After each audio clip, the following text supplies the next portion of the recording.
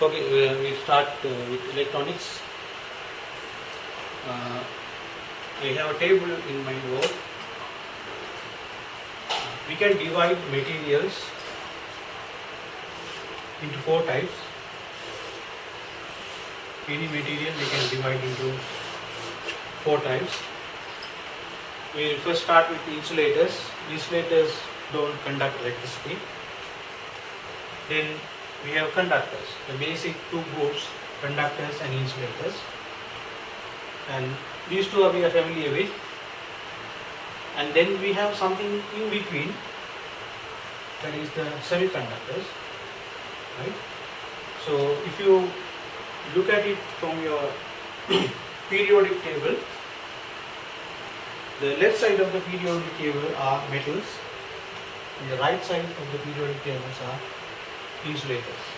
So what is coming in between, the middle, say group column 4 elements, they are actually semiconductors. Then we have another category called superconductors. All these three types exist in the room temperature. So when we say conductors, semiconductors and insulators, we are defining them at room temperatures. Then superconductors are normally defined under special conditions at extremely low temperatures. So it's a reserved area, right? So again, if you compare the resistivity of materials, conductors will have the lowest resistivity, 10 to the power minus 8 to resistivity means resistance to current flow. So for conductors, good conductors, it should be as low as possible. So it is from 10 to the power minus 8 to 10 to the power minus 4. Then semiconductors 10 to the power minus 2 to 10 to the power 4. And then for insulators 10 to the power 6 to 10 to the power 12. So they are extremely high resistance. Then you know that resistivity, the unit of resistivity is in ohm meter. The opposite of or inverse of resistivity is conductivity. That is ohm minus 1, meter minus 1. So if you invert this, you get the conductivity. So conductivity means conductor should be of very high conductivity. So the conductivity range of conductors range from 10 to the power minus 2. That is inverse of this, but you have to change the range. 10 to the power minus plus 4 to 10 to the power 8. Semiconductors, if you invert this, 10 to the power 4 minus 4 to 10 to the power plus 2. And then if you invert this again for insulators, the resistivity, the conductivity is as less as possible. 10 to the power minus 12 to 10 to the power minus 6. Right? So based on this categorization, we are also studying electricity under three different areas. The current electricity deals with conductors, semiconductors deals with electronics deals with semiconductors, and the static electricity, which you might have already done. Actually, we are talking about insulators. The static fields exist in insulators, right? So therefore, that comes under the insulator. You can take a map of this diagram table.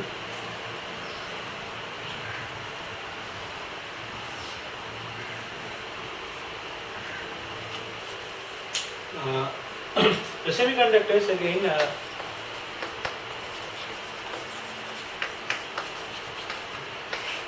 You can divide them into two groups. One is pure crystalline,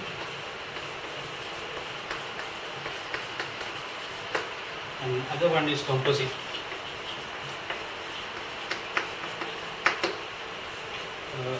Pure crystalline semiconductors are silicon, germanium, and composite gallium arsenide.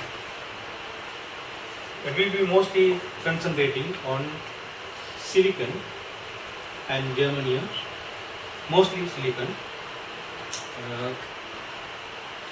At the initial stages of electronics, germanium was the most used material initially. The reason being, germanium was easy to purify with the available technology at that time. But there are some intrinsic disadvantages in using germanium.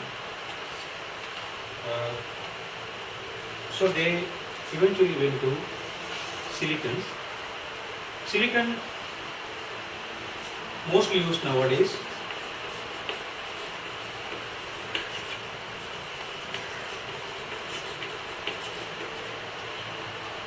Available in plenty, you know that, because the sea sand is silicon. But the technology to widely use silicon became available later on. And these composite semiconductors have some advantages, some specific advantages.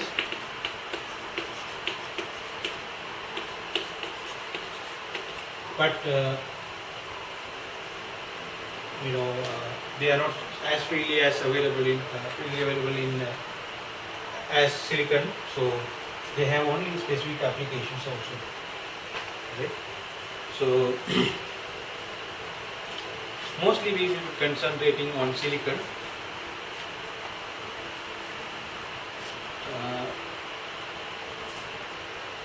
The properties, if you look at semiconductors,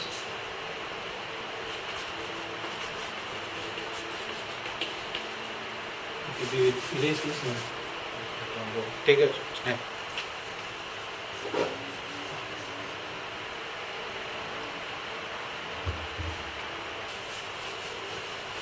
If we look at the semiconductors from electric conductivity point of view, you know that the metals have lattice structure, and those structures have free electrons. So to conduct electricity, you need free electrons, because the movement of electrons is what causes the electricity, the conduction of electricity. And insulators, no free electrons.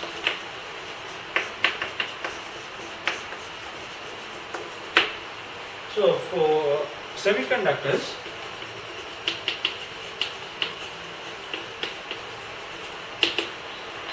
they have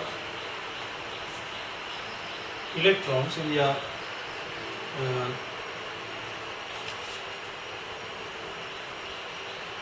electrons in semiconductors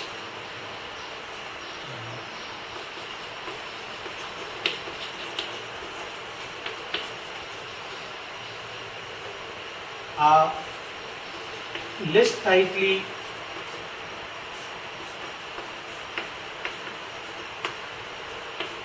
held than insulators.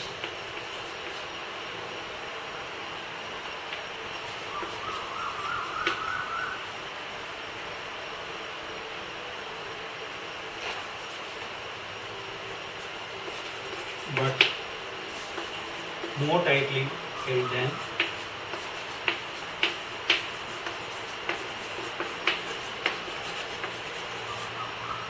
metals, right? So with temperature, the covalent bonds in these semiconductors start to break, right, and release electrons for free conductivity of electricity. So if you look at, say, silicon, you have, this, the silicon has 4 valence bands, like valence band electrons. So what they do, they form covalent bonds with neighboring atoms,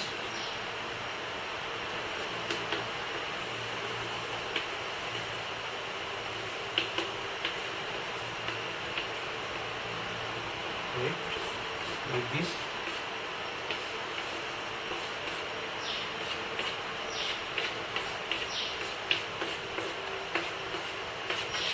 You might have studied in chemistry. So these bonds start break with temperature.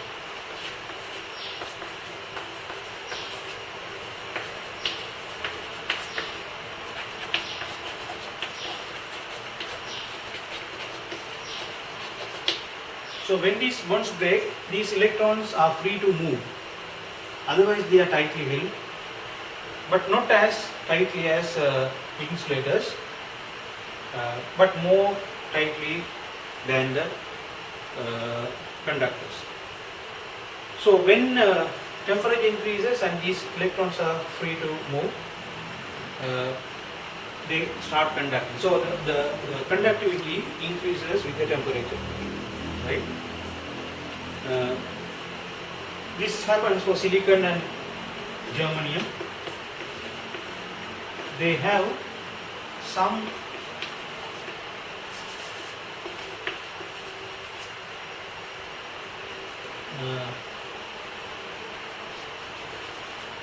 free electrons in the room temperature.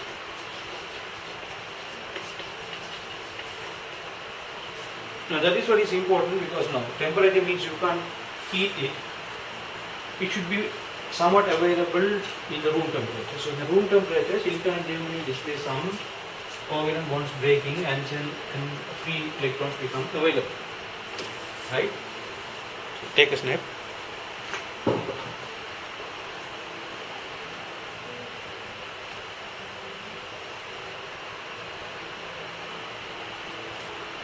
But these free electrons in the room temperature are not sufficient for us to do any useful work, right?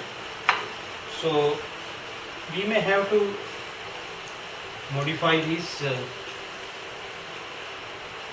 pure form or alter this pure form to increase the conductivity. So based on that, semiconductors are divided again into two broader types. One is called intrinsic semiconductors,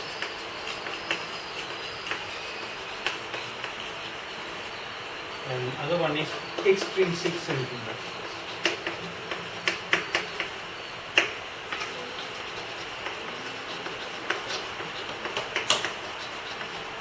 Intrinsic means they are in the pure form, right? In pure form. In pure form means at room temperature,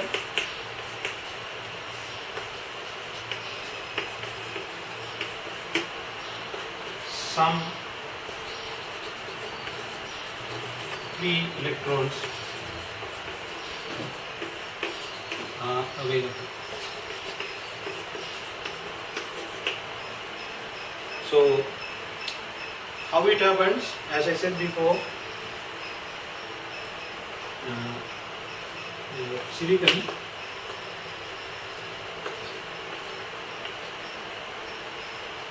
say these are electrons. If you take two silicon atoms,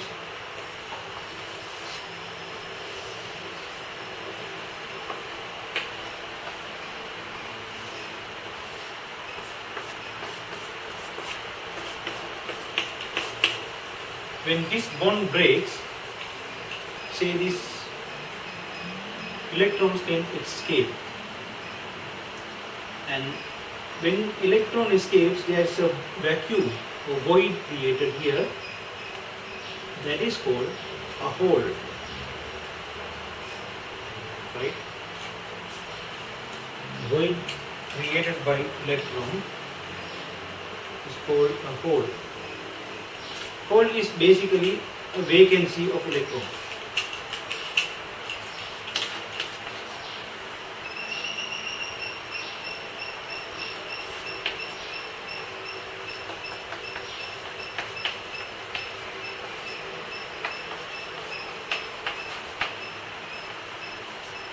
So the vacancy a hole will always try to attract the electron, but this happens, this bonding breaking happens due to temperature. Due to temperature, there will be temperature agitation because they receive energy. So when they agitate, this bond break and then electron escapes. So you have a hole or vacancy.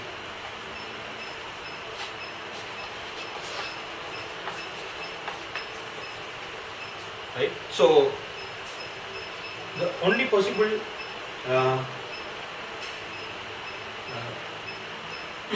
conductivity comes from this escaped electron, right?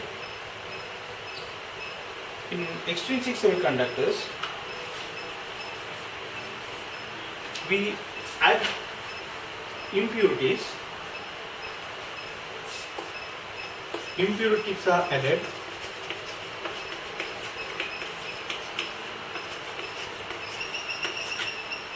to increase conductivity. So the impurities added will cause either a hole,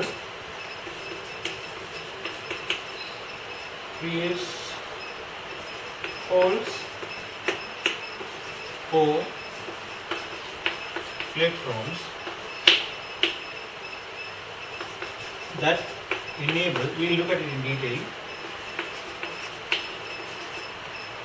electric conduction.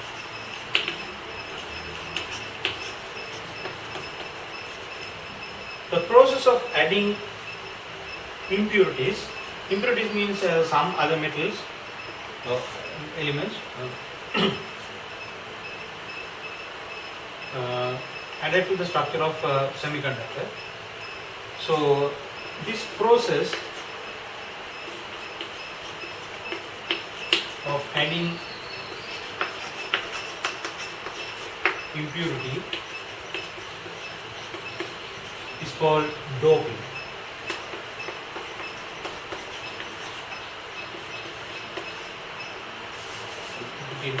Doping.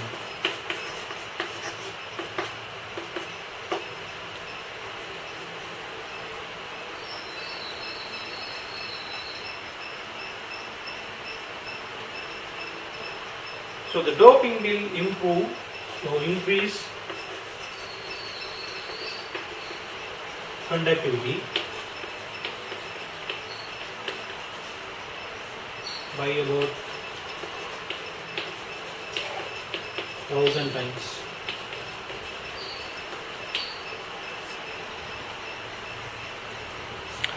Take a snap.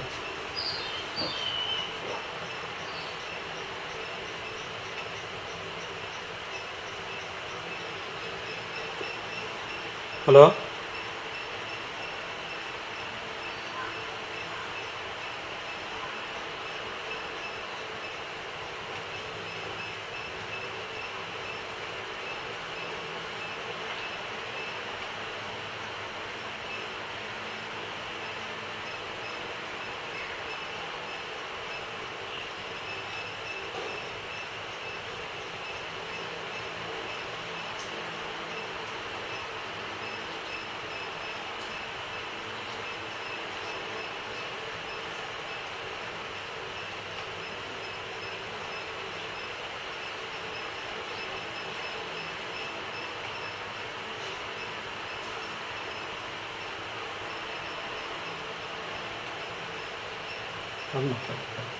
Take it.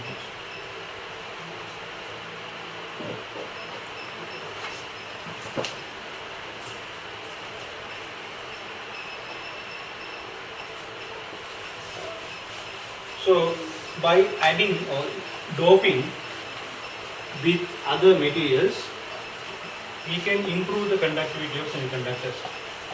So the doping can be of two types.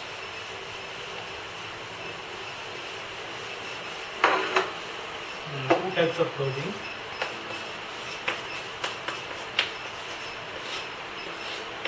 If you dope it with third column materials in the periodic table, or pentavalent materials, sorry, trivalent materials, right? So the semiconductors are tetravalent. If you add trivalent,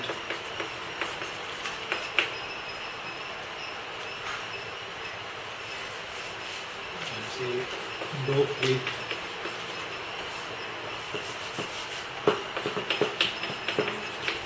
doping with trivalent materials that have 3 electrons in the valence band.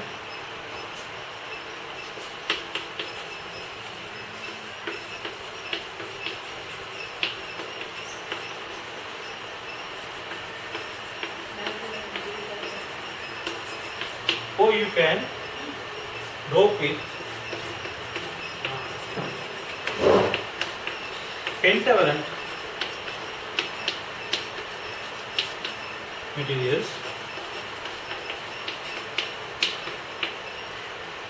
that have 5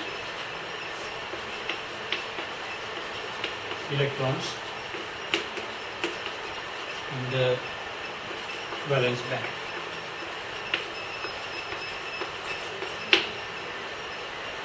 Right? So this will lead to the resulting semiconductor. When you dope it with trivalent materials, are called P-type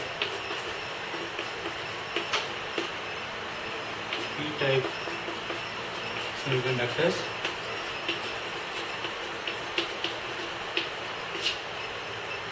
And when you dope it with pentavalent materials, it's called N-type semiconductors.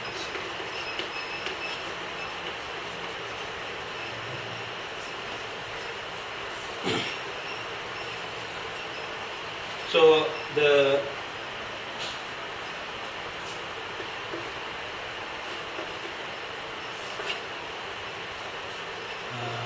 when you dope it with trivalent materials, the major carrier or the carrier of electric current, we'll see how it is done, right? Major carrier is Holtz.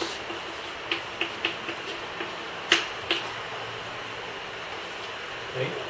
The N-type major carrier, majority carrier,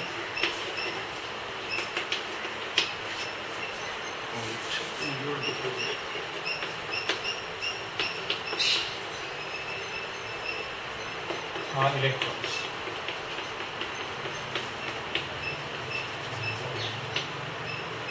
Let's look at it in detail. Let's take this down.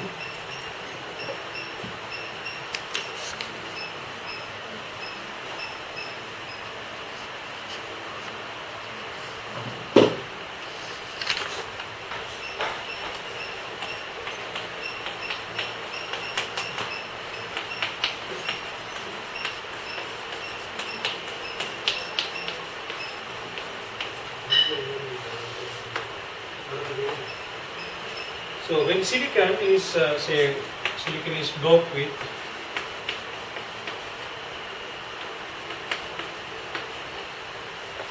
aluminum, boron, gallium, or indium, all trivalent indium.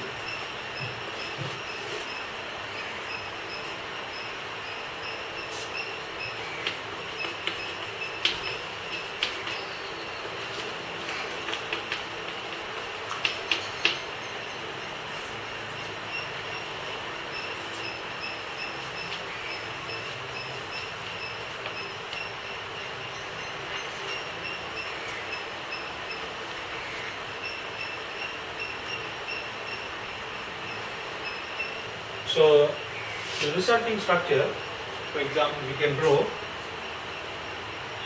say we have a silicon here,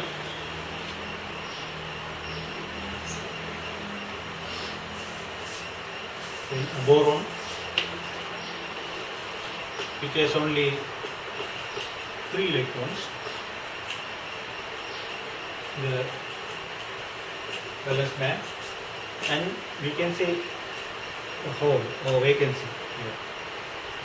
Then we have silicon again.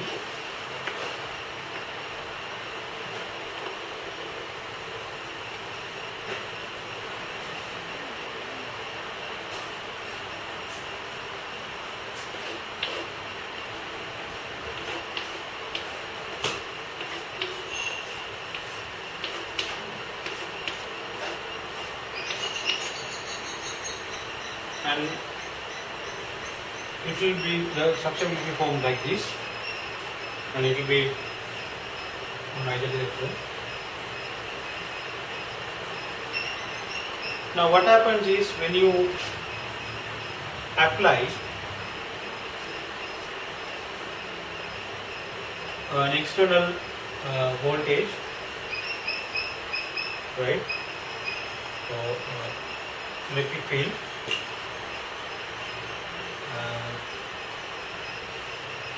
some of these electrons will get the energy and then they become free, right? So assume this one becomes free, and that will be attracted by this hole, right? So the electron will move to this hole, and the position of this electron becomes vacant. So the hole, this becomes a hole and this becomes electron, right? So this electron moves here and virtually the hole moves here. Actually hole is not moving, right? The location of the hole is now changed. It was here, now it has become hole here. Now you look at the other electron here. When there is a hole and when there is an electric field, this may become free, right, let loose, and that will go here, right. Then it will get attracted by the hole there, and when it leaves the hole, the position here will become a hole. So eventually, if you look at the process, the electrons will be moving towards this side and holes will be moving towards this side. That is because our electric field is created in such a way that the positive side is here and the negative side is here, right? So because of that, you have plenty of electrons on this side. So electrons will easily let loose and come this side, and holes will move onto that side, right? So this is how electric conduction takes place in a p-type semiconductor, right? Basically, we call it hole movement.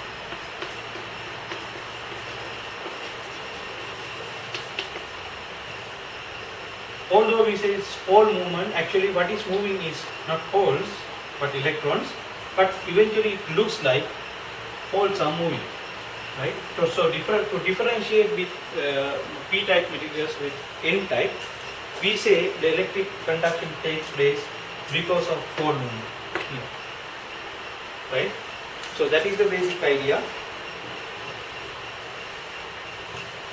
So the majority carriers become,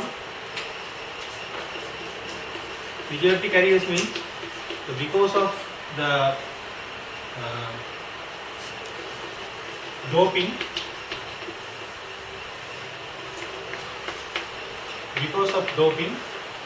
we have plenty of holes created, right? So they are the main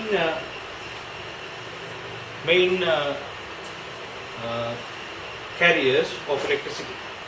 But at the same time, you know that, as we said in the intrinsic semiconductors, now here also we have the same silicon structure. Some of these bonds may break, right, even due to temperature, and there will be a small amount of free electrons available because of thermal agitation, right? But the doping increases the conductivity by, we said, 1000 times, right? So that is why the holes become majority carriers, right? Because there will be only a small amount of electrons that are available for conduction of electricity. We call them minority carriers.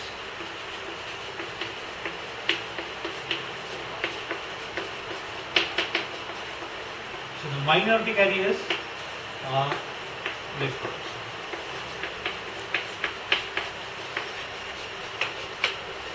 So don't think that holes are actually moving. Holes are just vacancies, right?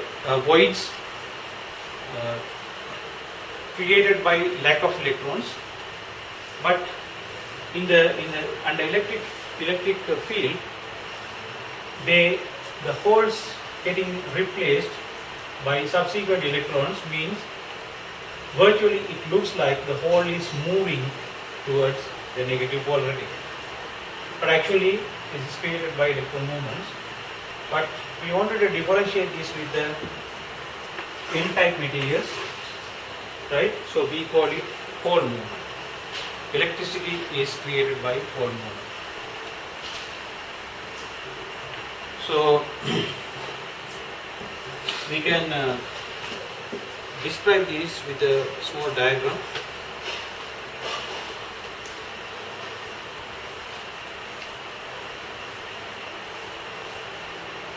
So a P-type material.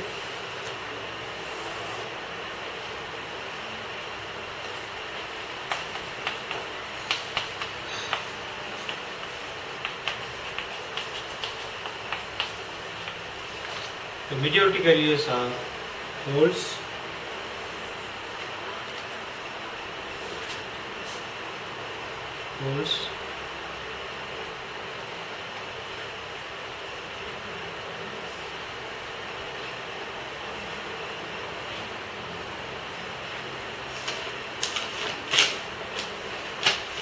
say we assume we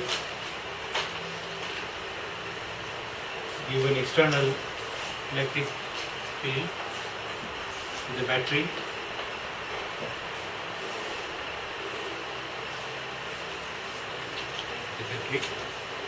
So if you look at the battery, the negative terminal has plenty of electrons. So the electrons will be attracted by these holes, right? When electrons are getting attracted by the holes only, the hole looks like moving. So the electrons from negative polarity of the battery will move towards the materials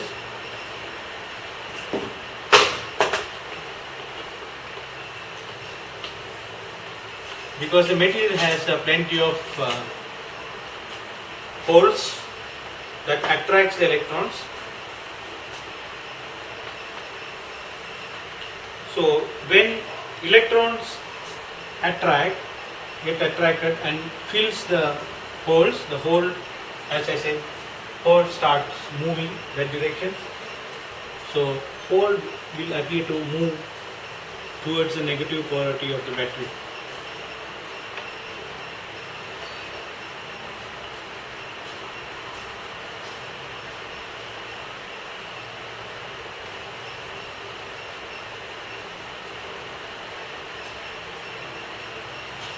Then when holes move this way, electrons move this way. So electron will escape from here because positive polarity always attracts electrons. So electrons will return to positive polarity.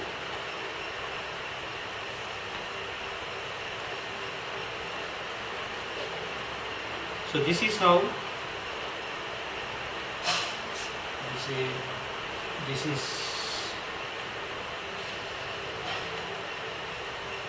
electron, this is hole,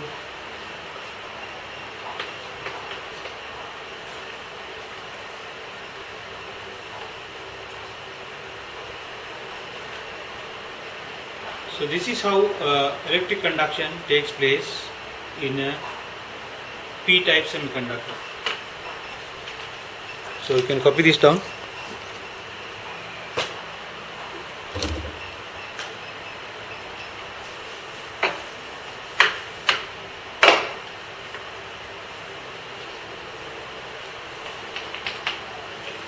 If you dope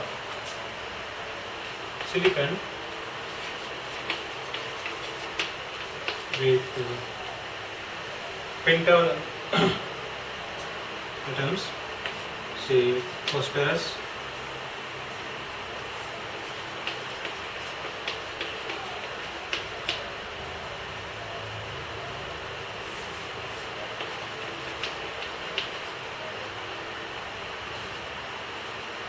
or arsenic, antimony, and so on, what you get is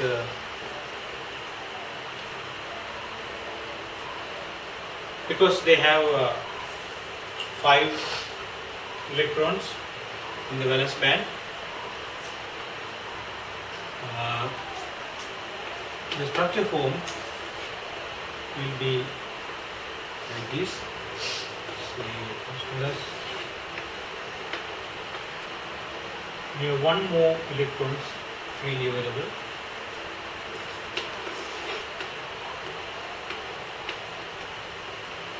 So the bond will complete with the other atoms.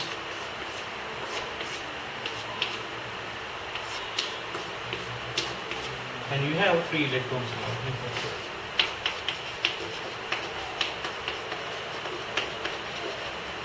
So instead of hole, we have free electron. When the free electron is there, it is just like a metal. It can just start freely moving, right? Since phosphorus gives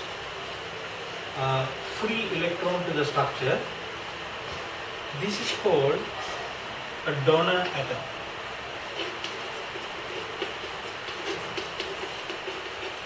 I forgot to write in the previous slide,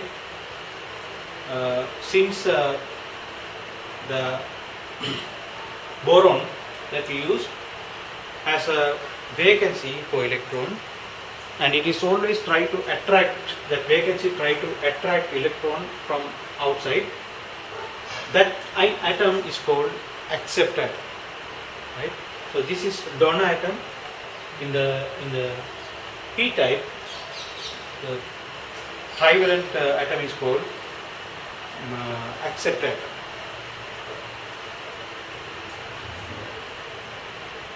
So the majority carrier here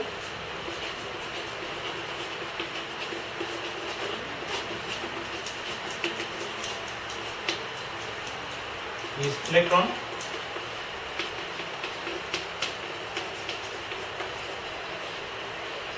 Then minority carriers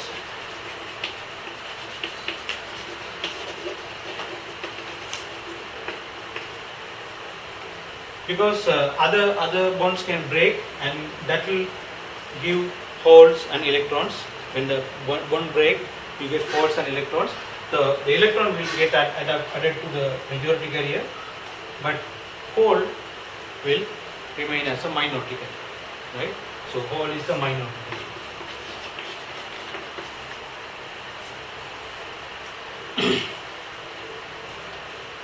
So minority carriers are also important in determining the characteristics of electronic components, right? So we will look at it while we are looking at the characteristics of curves of diodes, transistors and so on. So although majority carriers are controlled, their operation can be controlled. Minority carriers, we don't have control because they are depending on the temperature rise, right? So if you look at how the electric conductivity is done, made in a N-type semiconductor,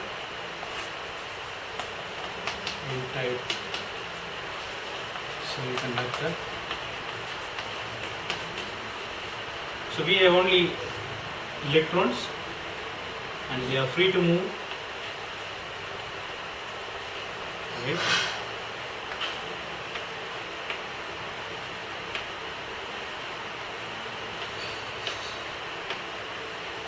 When you connect an external supply, electrons get attracted towards positive polarity, so therefore electron movement will be this way, and you know that the current always goes from positive polarity to negative polarity. That is our convention. So the electron movement will be opposite to that. Right? So electrons move opposite to that.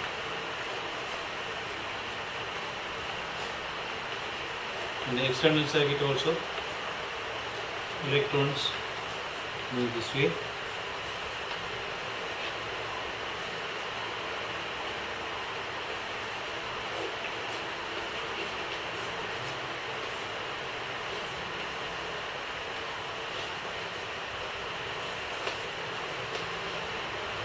So the electric current is created. So this is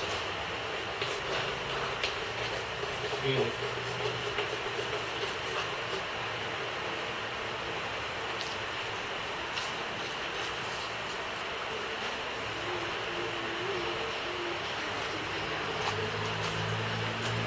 You see now there is plenty of electrons available on the negative polarity of the battery, so it can supply electrons to the. It's something same as metals, right?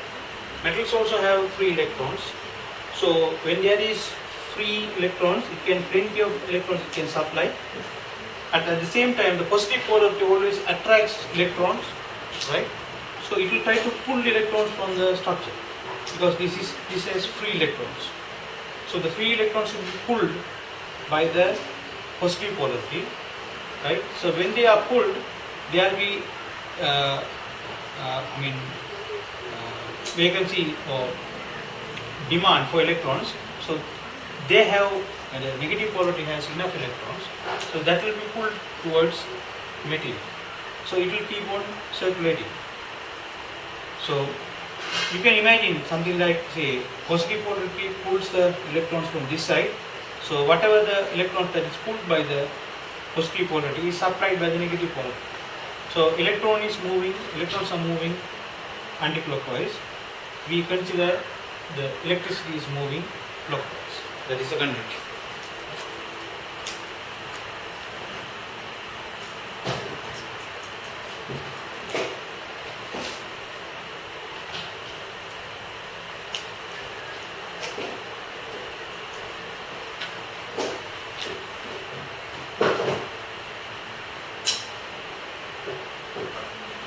Okay, we have taken this, copied this.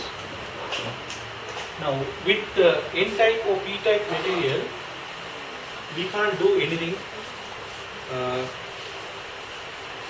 useful, because they are just semiconductors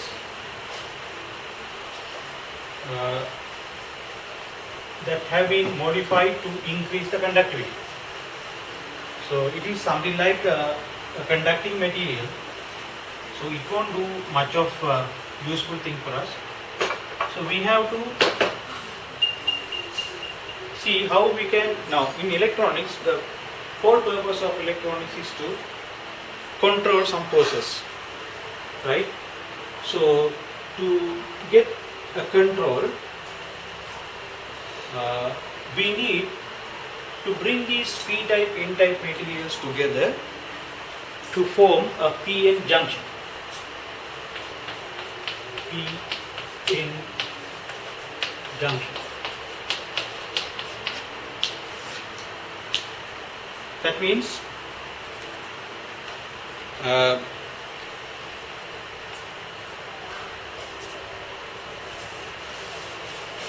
the p-type material and n-type material are fused together to form a p-n junction. So that means you have, say,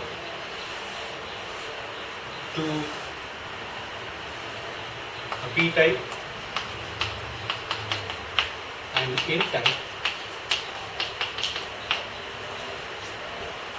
We bring it together or fuse together to form a p-n junction.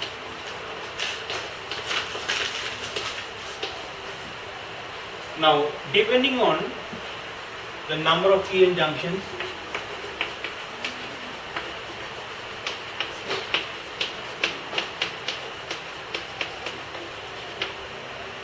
amount of doping,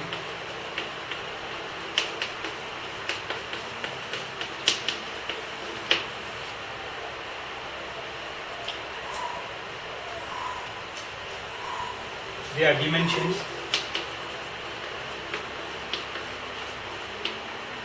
okay.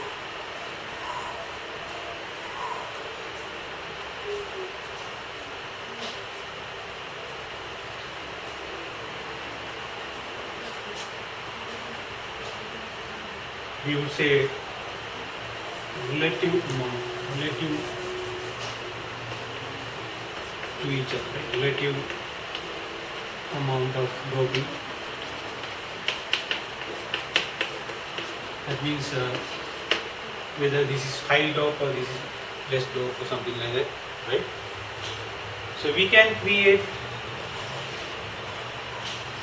different semiconductor components.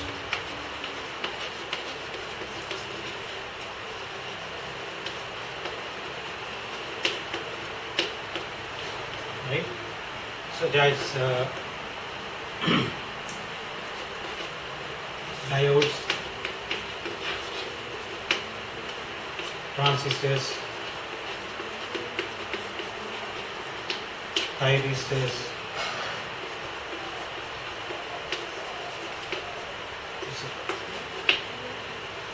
so we will be studying transistors. Also we have different types, right? So we will be studying mainly diodes and transistors.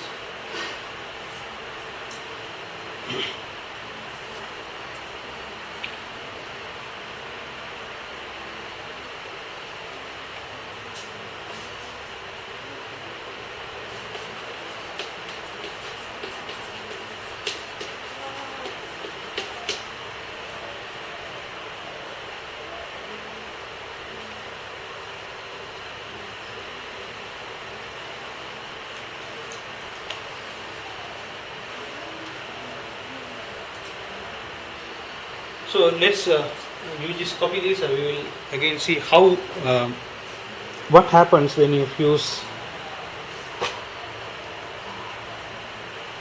p-type and n-type together.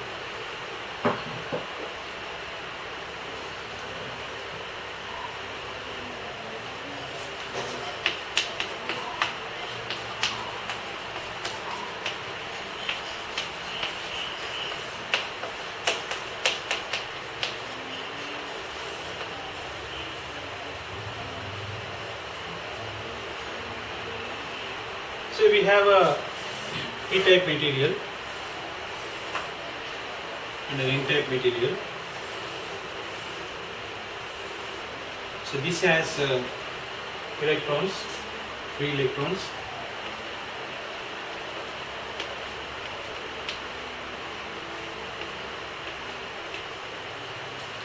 N-type. And p-type has holes.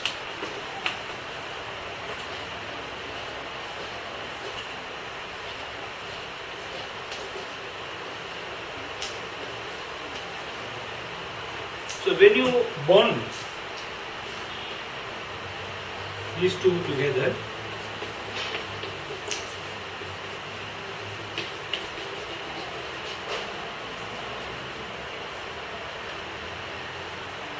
resulting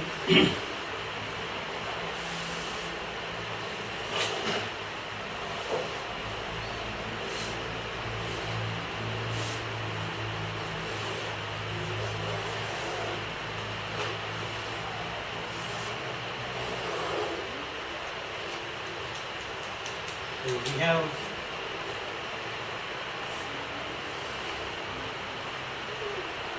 now what happens is that now when you bond together or fuse together,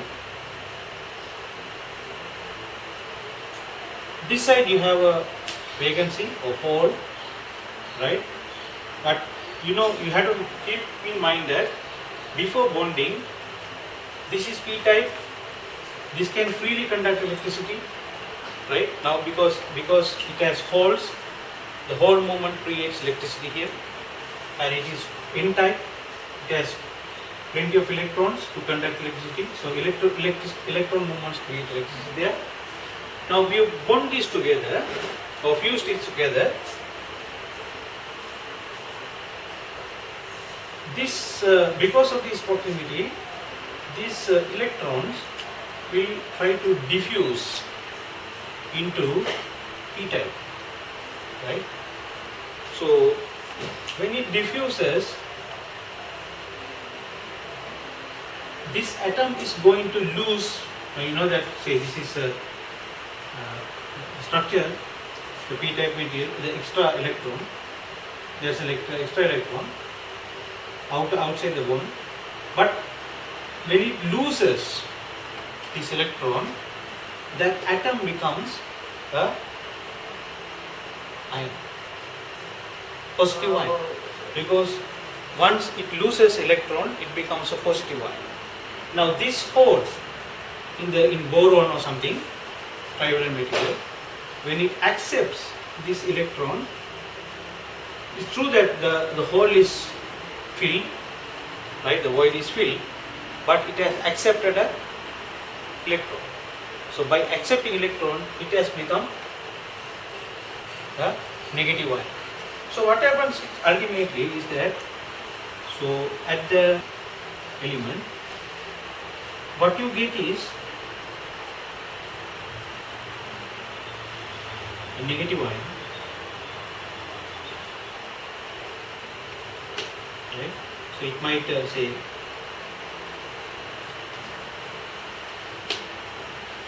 propagate to some extent, and on the other side, by losing electrons, this becomes positive ion,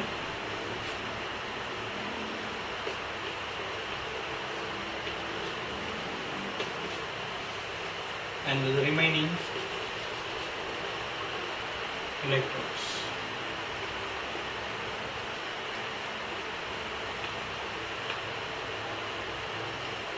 So this is the final element. So to a certain extent, these electrons will diffuse and fill the voids here, right? And after some time, an equilibrium will be formed so that no further diffusion will take place, right? So this region, you know that there is no free hole here for hole movement in the p-type, and there is no free electrons here for electric conduction. So that means this region is non-conductive. This region is non-conductive, and this non-conductive region is called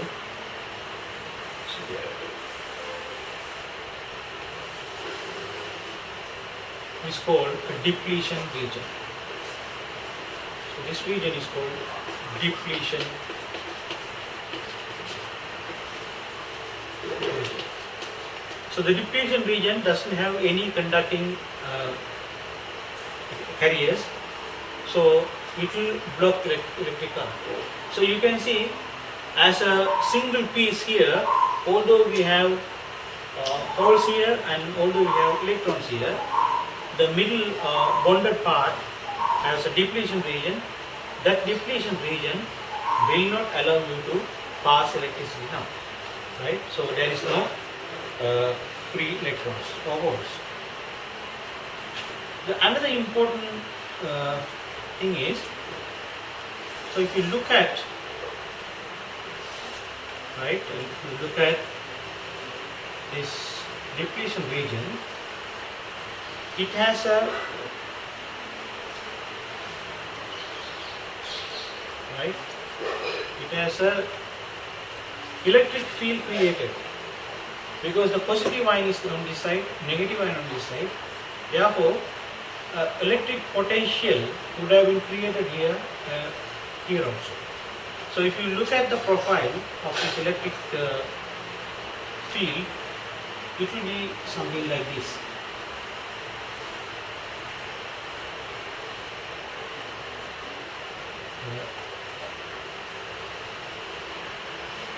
Voltage,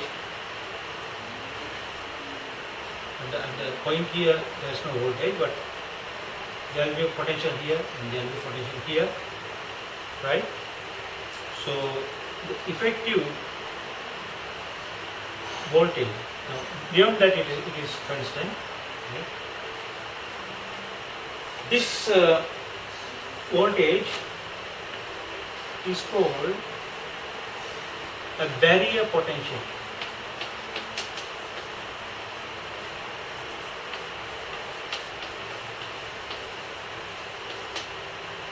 We note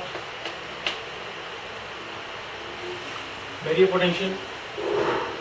So this barrier potential is the one that blocks further movement of electrons, and if you want to produce conductivity in this bonded element, you need to overcome this barrier potential, right? So this barrier potential varies with the material. For silicon it is something like 0.7 volts, and for germanium about 0.2 or 0.3 volts, right? So this is the physical phenomena that takes place when you fuse a p-type and n-type material together. So the resulting device is called a diode.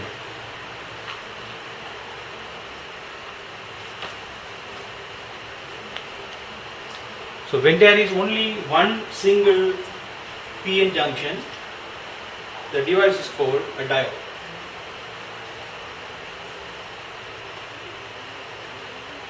So I will write some description here.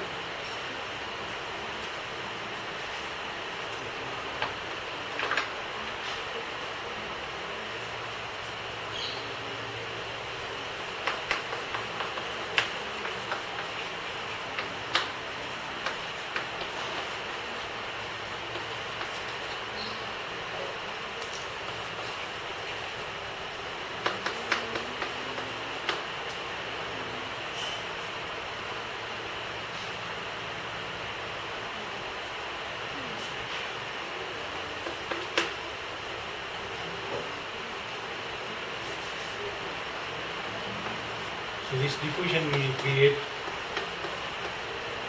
positive ions.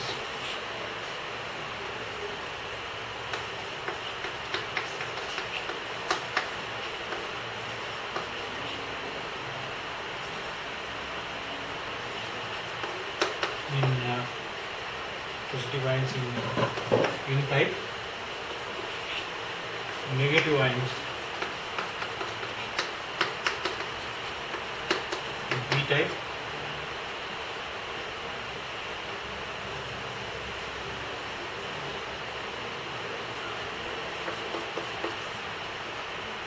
creates a depletion region.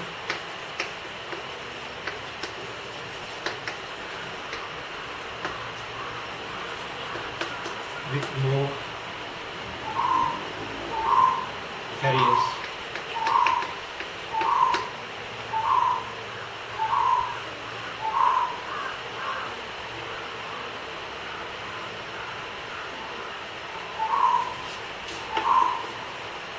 The barrier potential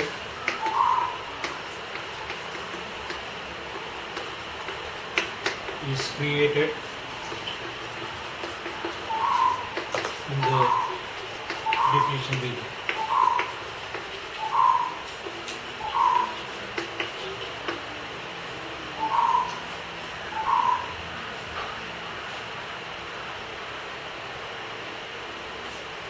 This depletion region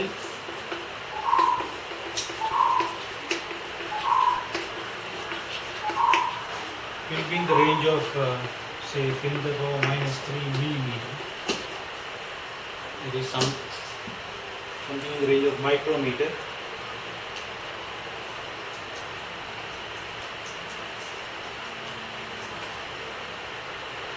Now another important thing is, now if you apply an external voltage to this PN junction, depending on the polarity of the external voltage, whether you are connecting the positive terminal to the P type, negative terminal to the N type, or negative terminal to the P type or positive terminal to the N type, the depletion region will increase or decrease. Right? We will look at it. So, in external voltage, potential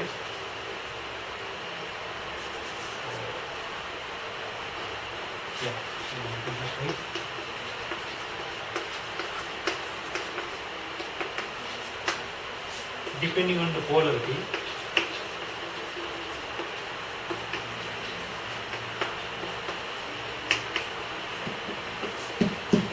will increase or decrease